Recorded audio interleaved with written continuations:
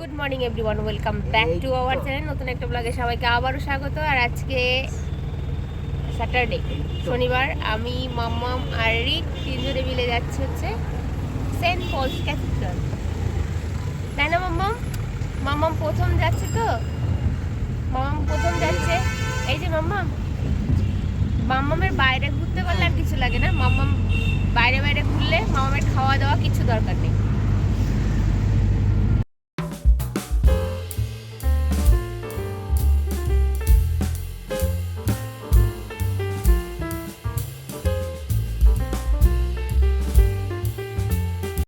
তুই কি খুব খুশি মাম্মাম? হ্যাঁ, খুব খুশি কুকুবুড়ি।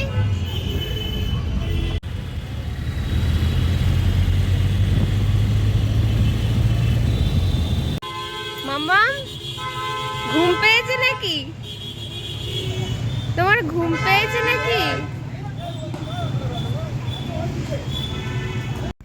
চার্চের ঠিক সামনেই নানান রকমের টুপি, ক্রিসমাসের টুপি, তারপরে হেয়ার ব্যান্ড, আরও অনেক কিছুই বিক্রি হচ্ছিল, যেগুলো যদিও আমরা কিনিনি ওখান থেকে, হাতিবাগান থেকে কিনেছি পরে ফেরার সময়। আর এখানে ফার্স্ট টাইম ঢোকার জন্য টিকিট লাগলো, কারণ টিকিটগুলো নতুন শুরু হয়েছে এবছর থেকেই। বললো এটা ওই ঠিকঠাক করার জন্য এই টিকিটটার ব্যবস্থা করা হয়েছে। যাই হোক, আমরা ভেতরে ঢুকলাম। চার্চে গেলে একটা মন অদ্ভুতভাবেই ভালো লাগে, একটা শান্তি লাগে, কিন্তু প্রচুর ভিড় ছিল। আর আমরা গেছিলাম শনিবারে, যেহেতু শনিবার আর সোমবার ছিল হচ্ছে 25শে ডিসেম্বর। তো আমরা 23 তারিখ গেছিলাম। 23 তারিখেও প্রচুর ভিড় ছিল। আর এখানে ছবি তুললাম মাম্মামের আর ওর বাবার। আর ভেতরে কোনো ছবি তোলার মানে পারমিশন ছিল না, ওখানে লেখাই ছিল যে ভিতরে ছবি তোলা নিষেধ, কোনো ক্যামেরা কিংবা ফোন ইউজ করা যাবে না। সেই জন্য ভেতরের কোনো কিছুই আমি লুকিয়ে চুরিয়েও কোনো ভিডিও করিনি, কারণ ওখানে কিছুক্ষণ দাঁড়িয়ে আমরা প্রার্থনা করলাম। ভালো লাগলো, বেশ শান্তি, একদম চুপচাপ। আর মাম্মাম অদ্ভুতভাবে ওখানে গিয়ে চুপচাপ বসে থাকে আমাদের সাথে, মানে কোনো যে চিৎকার চেঁচামেচি কিংবা বিরক্ত ভাব সেগুলো করেনি। সেখান থেকে আমরা বেরিয়ে আস্তে আস্তে হেঁটে দুজনে মিলে, দুজনে না অ্যাকচুয়ালি তিনজনে মিলে বেরিয়ে একাডেমির সামনে এলাম, একাডেমি অফ ফাইন আর্টস। তো সেখানে চা খেলাম, চা খেয়ে সেখানে ভেতরে ঢুকলাম। আর ভেতরে হচ্ছে চলছিল হচ্ছে সাংস্কৃতিক মেলা, শুরু হবে 25শে ডিসেম্বর থেকে।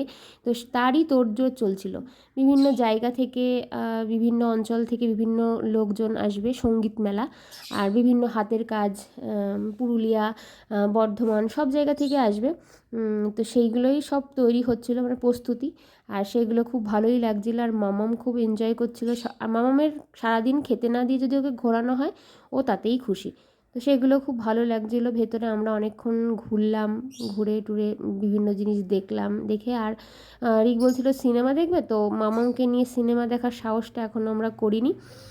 তো সেখান থেকে বেরিয়ে আমরা খেলাম হচ্ছে আখের রস। তো আখের রস মামামকে খাওয়ানোই ছিল, বাট ও খায়নি। খেয়ে দিয়ে ওখান থেকে আমরা গেলাম হচ্ছে চিলড্রেন্স মিউজিয়ামে। সেখানে অনেক রকমের পুতুল, বিভিন্ন দেশের পুতুল, ভারতবর্ষের বিভিন্ন জায়গার পুতুল, গুজরাট, রাজস্থান, পশ্চিমবঙ্গ, সব জায়গারই পুতুল। আর এইখানটা একটা জিনিস শুনলাম কি, যে সবাই পুতুল ডোনেট করতে পারে, মানে আমি যদি একটা বাড়ি থেকেও পুতুল নিয়ে যাই ডোনেট করার জন্য, তো ওনারা নিয়ে নেবে এবং ওখানে ওই শোকেজের ভেতরেই রেখে দেবে।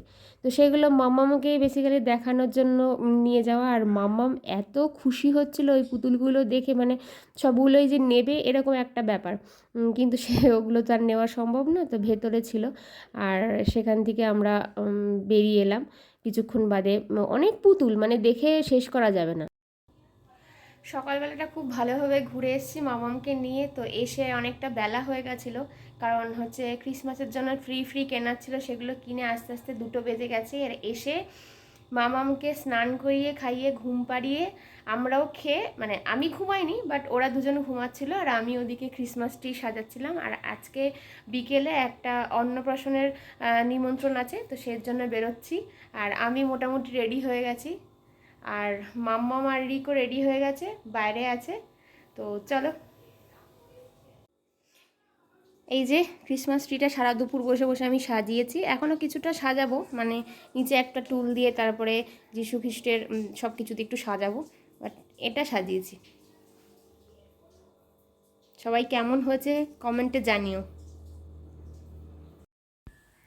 শ্রীর অন্নপ্রাশনে আমরা চলে এলাম। আর এখানে ফার্স্টে ঢুকতেই যেহেতু ওর নামটা অনেক বড় আর ওর ডাকনাম শ্রী, সেই জন্য শ্রী বললাম। আর ওই যে লাল ফ্রক পরা, লাল টুকটুক পরি, তার হচ্ছে আজকে অন্নপ্রাশন।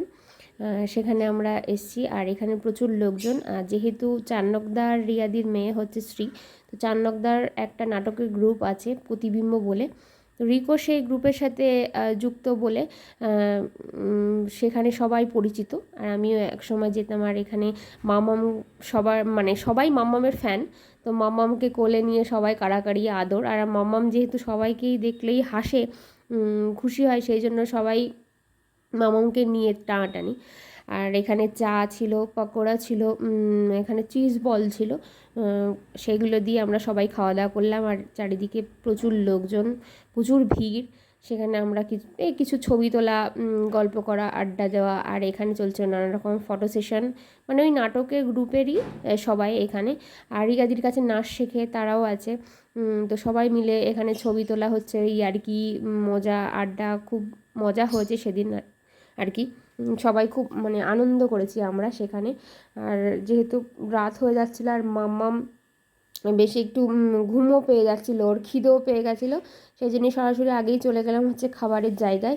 তো খাবারের জায়গায় বেশ অনেক রকমের মেনু ছিল, ফ্রায়েড রাইস ছিল, মাছ ছিল, আরও অনেক কিছু ছিল, নান ছিল, স্যালাড ছিল। যেহেতু মামাম স্যালাড খেতে, সেজন্য স্যালাডটাই আগে বললাম। মামাম শুধু স্যালাড ছাড়া মামাকে কিছুই দেওয়া হয়নি, আর মিষ্টি দেওয়া হয়েছিল।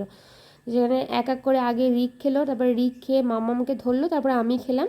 খেয়ে দে তারপর আমরা আবার তাড়াতাড়ি ফিরলাম, কারণ রাত হয়ে যাচ্ছে, রাস্তায় আস্তে আস্তে ঠান্ডা লেগে যাবে মামা।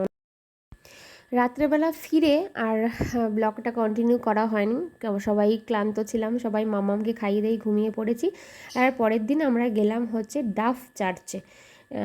চার্চে ঘুরতে বললাম ফার্স্টে আগেই যে খুব ভালো লাগে, তো সেখানে ভেতরটা খুব সুন্দর করে বেলুন দিয়ে নানান রকম ডেকোরেশন করে সুন্দর করে সাজানো রয়েছে।